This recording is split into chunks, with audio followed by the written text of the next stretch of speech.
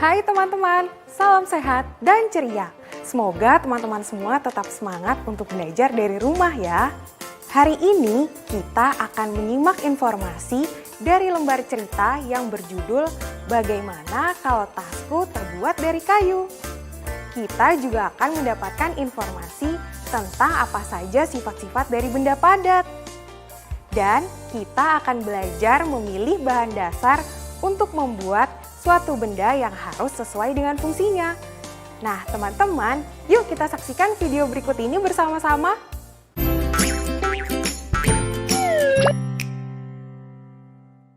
Halo, selamat pagi adik-adik. Selamat pagi teman-teman. Seperti yang aku katakan kemarin ya, hari ini kita belajar lagi ya bersama aku, Nisa, dan Kak Adi. Benar adik-adik, hari ini kita akan belajar tentang bahan dasar benda padat dan sifat-sifatnya tentunya. Ayah bunda yang baik, tolong ditemani ya adik-adik kelas 2 selama belajar ya. Ayo kita mulai pelajarannya Kak Adi. Ayo Nisa, tapi tunggu dulu.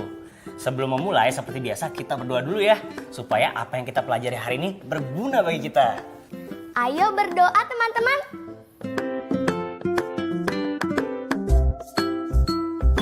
Nisa. Iya Kak Adi. Coba sekarang kamu jawab, hari apa dan tanggal berapa hari ini? Ayo teman-teman, kita jawab pertanyaan dari Kak Adi ya. Lihat kalender yang ada di rumah kalian. Aku hitung ya. 1, 2, 3. Hari Kamis, tanggal 11 Februari 2021. Hebat! Jadi hari ini kita belajar apa Nisa? Tentang bahan dasar, benda padat, dan sifat-sifatnya Kak Adi. Oke, jadi sifat-sifat dasar benda padat itu apa saja Kak Adi? Nah, bahan dasar benda padat memiliki sifat yang berbeda-beda. Ada yang berat, ada yang ringan, ada yang halus, ada yang kasar, dan lain-lain. Oh, seperti misalnya meja ini ya. Meja adalah benda padat. Bahan dasar meja adalah kayu. Sifat kayu adalah berat. Tepat sekali, pinter kamu Nisa. Nah, sekarang adik-adik coba ya cari satu benda padat yang ada di sekitar kalian. Terbuat dari bahan dasar apakah benda itu? Apa sifat yang dimiliki oleh bahan dasarnya? Dan apakah berat, ringan, halus, atau kasar?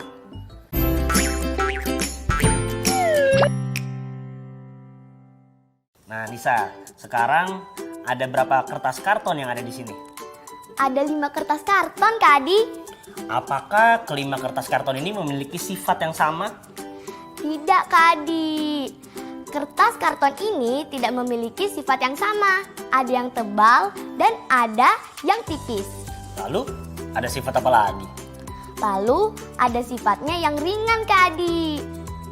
Betul kan Kak Adi? Betul Nisa. Wah, di bawah kertas karton ini ada balima yang akan kita bacakan teman-teman. Aku hitung ya. Baca yang keras ya teman-teman. 1, 2, 3. Pergi. Tidak. Mana? Naik. Jika. Hebat. Coba baca sekali lagi dengan lebih bersemangat Nisa. Pergi. Tidak. Mana? Naik. Jika. Menyenangkan sekali ya teman-teman. Sekarang aku mau baca cerita Kak Adi. Ayo ke kursi baca yuk. Ayo teman-teman.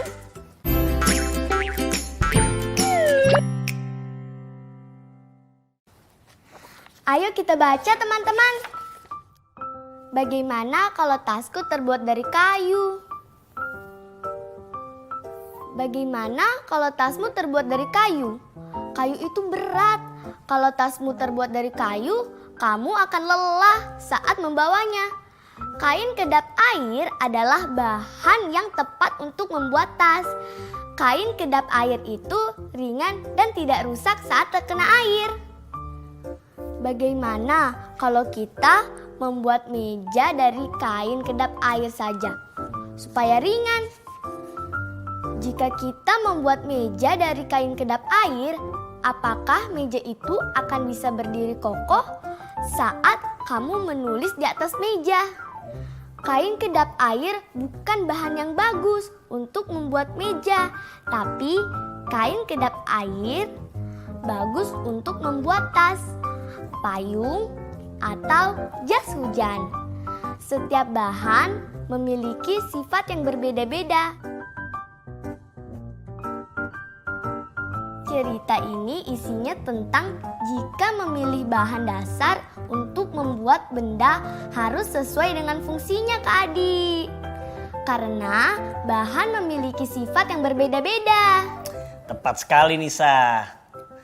Kenapa untuk membuat tas kita tidak menggunakan kayu melainkan kain kedap air? Supaya tidak berat saat dipakai, karena kain kedap air itu ringan dan tidak mudah rusak saat terkena air. Betul kamu Nisa. Apa yang terjadi kalau kita membuat meja dari bahan kain kedap air? Mejanya tidak akan bisa berdiri kokoh. Lalu bahan kedap air bagus untuk membuat apa aja Nisa?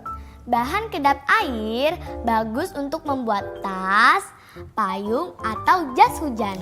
Bagus. Nah sekarang coba kamu jawab pertanyaan tadi. Kalau kamu mau membuat sepatu, bahan apa yang kamu pilih? Pastinya aku tidak akan memilih batu. Iya kan teman-teman? Karena batu itu berat. Untuk membuat sepatu, aku juga akan memilih bahan lunak yang kedap air.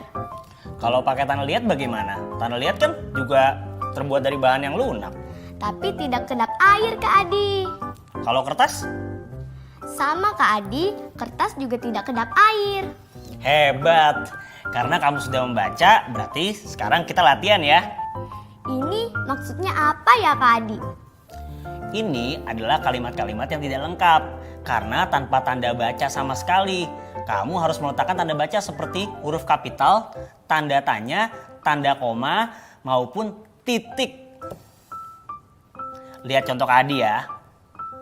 Kalimat nomor 1, bagaimana kalau tasmu terbuat dari kayu? Ini Kak Adi meletakkan huruf kapital B di depan dan tanda tanya di akhir kalimat. Aku mengerti Kak Adi. Sepertinya ini menyenangkan teman-teman. Ayo kita mulai. Dari nomor 2 ya. Contoh benda-benda kuat adalah meja, kursi, dan lemari.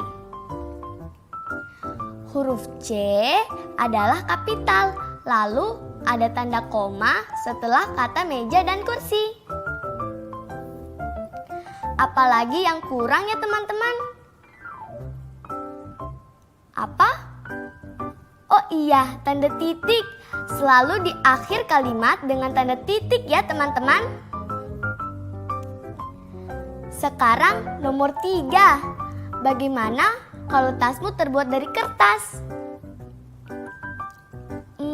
Ini cukup diberi tanda tanya karena ini kalimat tanya. Apa teman-teman? Oh iya, huruf kapital. Selalu awali kalimat dengan huruf kapital ya teman-teman. Terakhir nomor 4. Kayu itu kokoh, berat dan awet. Kapital di awal kalimat, kemudian tanda koma setelah kata berat dan kokoh, lalu tanda titik di akhir kalimat. Aku sudah benar kan teman-teman? Iya, kamu benar Nisa. Hore!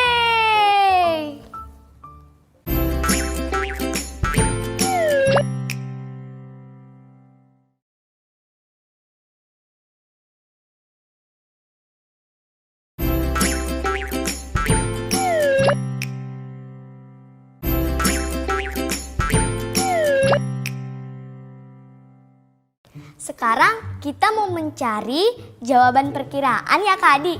Betul Nisa. Kamu cari jawaban perkiraan dari pengurangan kedua bilangan ini. 348 dikurang 219 sama dengan...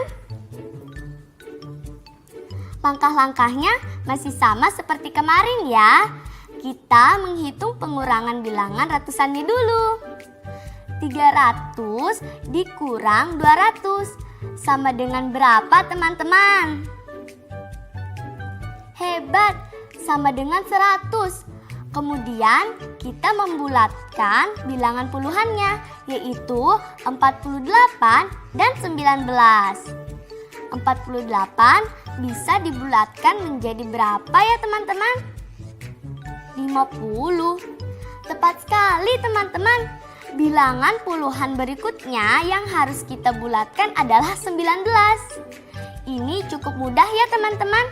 19 bisa dibulatkan menjadi 20. 50 kurang 20 sama dengan 30. Sekarang baru kita melakukan penjumlahan dari kedua hasil tadi. 100 ditambah 30 sama dengan berapa teman-teman? Betul, jadi hasil jawaban perkiraan dari 348 dikurang 219 sama dengan 130.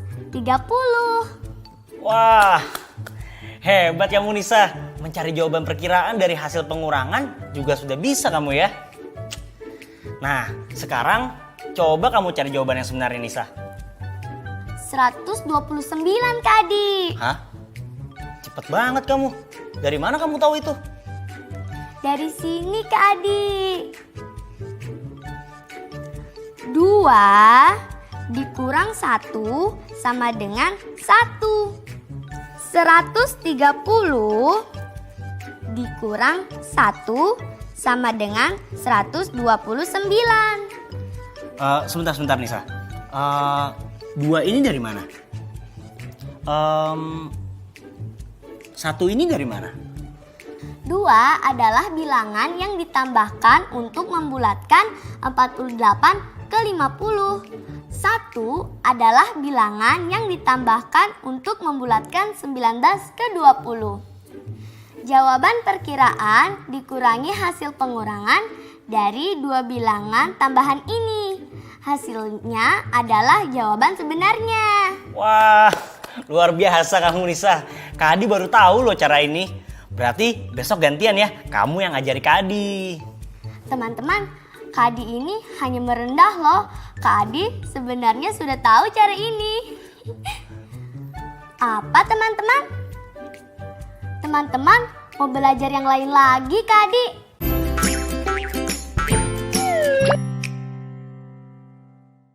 Nah, baiklah adik-adik. Sekarang coba perhatikan karpet ini. Kalau karpet ini dibagi menjadi 4 bagian yang sama besar, lalu salah satu bagian diarsir seperti ini. Maka bagian yang diarsir bernilai berapa Nisa? Bernilai 1/4. 1/4 itu artinya apa? 1/4 artinya 1 bagian dari 4 bagian yang sama besar. Betul kan teman-teman? Iya, betul. Ini kalian sudah pelajari ya sebelumnya. Sekarang perhatikan ini. Pada 4 bagian yang sama besar di karpet ini, kalau yang diarsir 2 bagian, maka 2 bagian yang diarsir bernilai 2/4. Artinya 2 bagian dari 4 bagian yang sama besar. Jika karpet ini dibagi menjadi 3 bagian yang sama besar, 2 yang bagian diarsir bernilai 2/3. Artinya 2 bagian dari 3 bagian yang sama besar. Lalu jika karpet ini dibagi menjadi 5 bagian yang sama besar, 4 bagian yang diarsir bernilai 4/5. Artinya 4 bagian dari 5 bagian yang sama besar. Berarti kalau karpet dibagi menjadi 8 bagian yang sama besar, 3 bagian yang diarsir akan bernilai 3/8 ya Kak Adi? Benar sekali. Berarti kamu udah mengerti ya Nisa? Teman-teman juga sudah mengerti kan? Sudah Kak Adi, teman-teman minta belajar yang lain lagi nih. Oke, sekarang kalian akan belajar untuk menentukan pecahan yang lebih besar dan lebih kecil. Nah, perhatikan bagian yang diarsir pada masing-masing karpet. Nah, bagian yang diarsir pada karpet yang pertama bernilai 1/2. Lalu, bagian yang diarsir pada karpet kedua bernilai 1/4. Kemudian, bagian karpet bernilai 1/2 lebih besar dari bagian karpet bernilai 1/4. Jadi, 1/2 lebih besar daripada 1/4. Berikutnya Kak Adi. Nah, berikutnya bagian yang diarsir pada karpet pertama bernilai 1/3. Bagian yang diarsir pada karpet kedua bernilai 1/5. Mana yang lebih kecil? Bagian karpet yang bernilai 1/5. Betul sekali. Siap latihannya Nisa? Siap Kak Adi. Kalian siap juga kan teman-teman?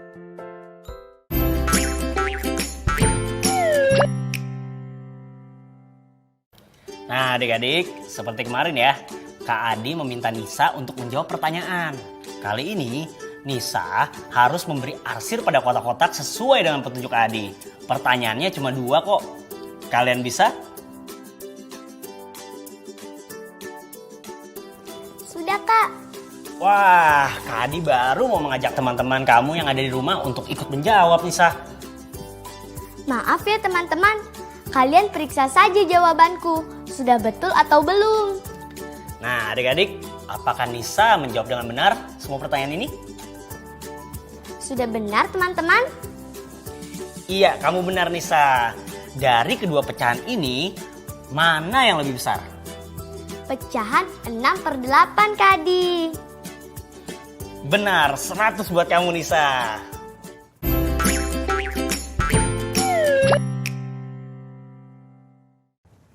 Halo teman-teman, selamat pagi. Menyenangkan ya belajar bersama Nisa dan Kak Adi. Pastinya kalian sudah belajar banyak kan hari ini? Wah, bagus.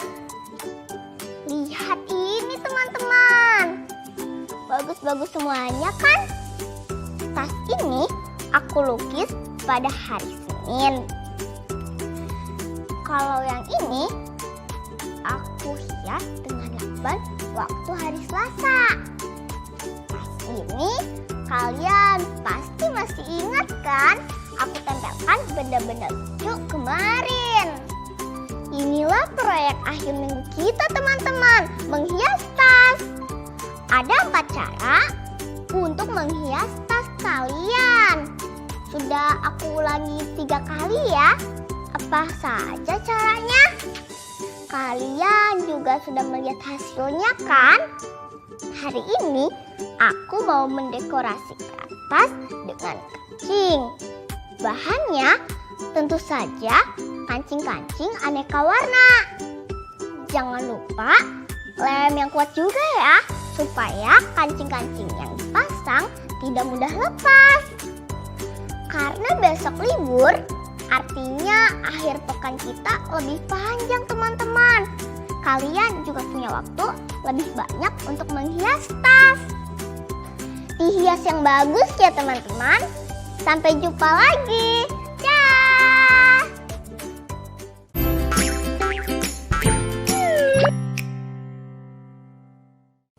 Nah, bagaimana Nisa? Menyenangkan tidak pelajaran hari ini? Menyenangkan sekali Kak Adi. Seru Kak Adi menemani aku belajar dengan cara yang berbeda dari hari kemarin. Terus belajar apa aja tadi kamu? Tadi kita membahas tentang sifat benda padat.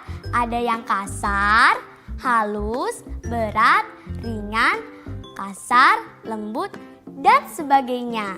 Kamu juga baca cerita kan tadi? Iya Kak, ceritanya berjudul Bagaimana Kalau Tasku Terbuat Dari Kayu. Lalu aku juga membaca 5 kata yang ada di balik kertas karton. dan memberi tanda baca pada kalimat, membuat jawaban perkiraan dari soal pengurangan, dan belajar tentang pecahan juga. Terima kasih ya Kak Adi, sudah temani aku belajar kemarin dan hari ini. Sama-sama Nisa. Semoga pelajaran hari ini berguna buat kamu ya. Besok kita libur teman-teman. Libur! Akhir pekan kita akan lebih lama nih. Aku juga mau membuat proyek akhir minggu seperti Ana menghias tas. Nah, adik-adik, Senin depan acara ini akan kembali menemani kalian semua belajar dari rumah. Jadi, jangan lewatkan ya. Betul teman-teman, saksikan terus ya. Sampai jumpa ya adik-adik. Sampai jumpa teman-teman. Bye. Nah, teman-teman di rumah, sampai jumpa di cerita dan pelajaran berikutnya ya. Jangan lupa gunakan selalu masker, mencuci tangan dengan sabun, menjaga jarak, dan tetap di rumah saja.